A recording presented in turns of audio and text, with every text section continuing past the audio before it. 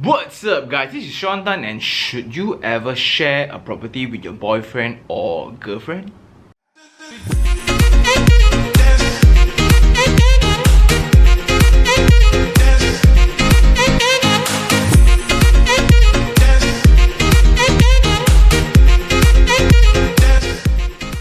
So now the discussion is, should you ever share a property with your boyfriend or girlfriend? So in this scenario, it's called a joint applicant for loan or a joint purchaser, right? So joint purchasers can be either with your brother ke, sister ke, uncle ke, auntie ke, bapa mama semua pun boleh, right?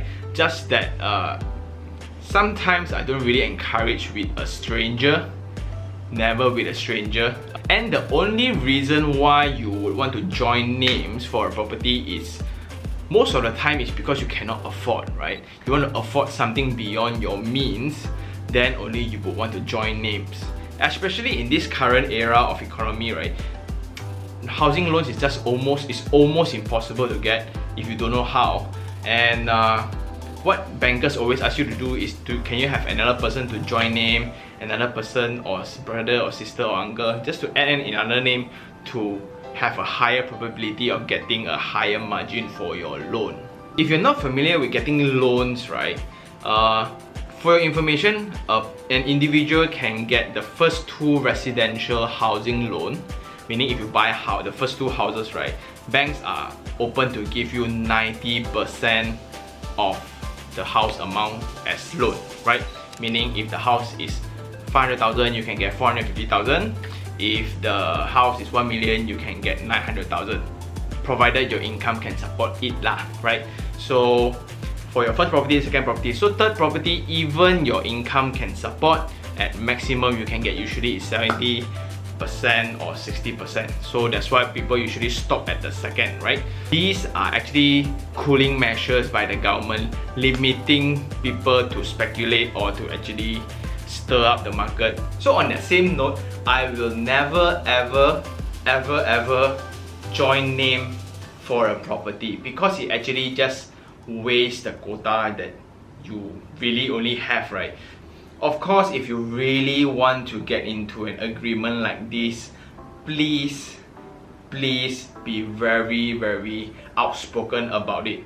Okay, so let's say like I do see couples like, okay, what happens if a person pays the installment later, or what happens if one person loses a job, but nobody, when you draft the agreement, you will not factor in the fact that what if both of you break up, right? You will never plan for a breakup, right? So this makes the whole entire thing very complicated and sticky, but it's the best case scenario for opportunists. Instead, what you should really do is to actually put a person's name on the SPA, meaning the sales and purchase agreement, but to use the other half as a guarantor for your loan agreement.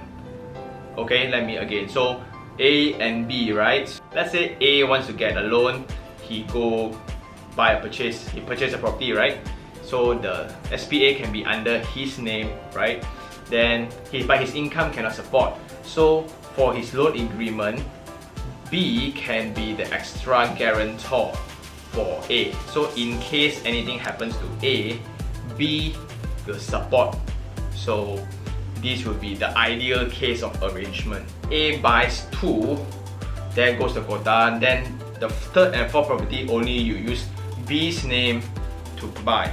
Get it? So as a couple, you can enjoy 4 90% loan margin properties instead of just buy 2 as a couple. Thing is, I think if you are going to buy a property together, right, please don't take the property as a proof of your love for each other. It's just not rational, okay?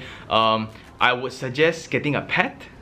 That is more easy. You can have the cat if you want, when you have the dog if you want. So maybe an iguana.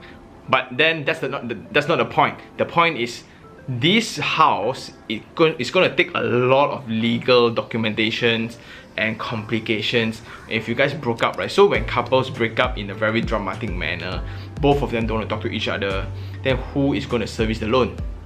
The loan is not going to service itself, so bank will issue warning letter, guess who, to both parties, and then both parties will get secret notifications and you'll be blacklisted, so on and so forth, and then the drama comes, and then when you guys do come together, it's just a huge nightmare. Plus, if you're really trying to join name in getting a home, right, I think you are over gearing for yourself. If your income cannot support for a house and you need your wife's earning together, then you all need to really look into the installments already. The only reason why I'm saying this is because a home is very different from an investment, right?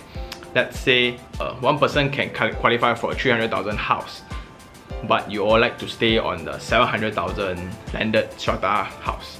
Okay, so you all join name to get that 700,000 house. Guess what? The 700,000 house requires a 3,500 monthly installment for the next 30 years.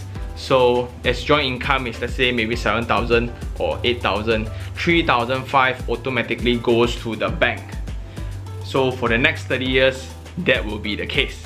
Because you got no rental to actually support your installment, and if any one party actually loses job, again, drama happens. So in conclusion, my take is I will not encourage couples to actually buy property by joining names, but if you really want to do so, please do spell out all legality and all, like, at what price you want to sell, or at what moment, or 3 years later you must sell.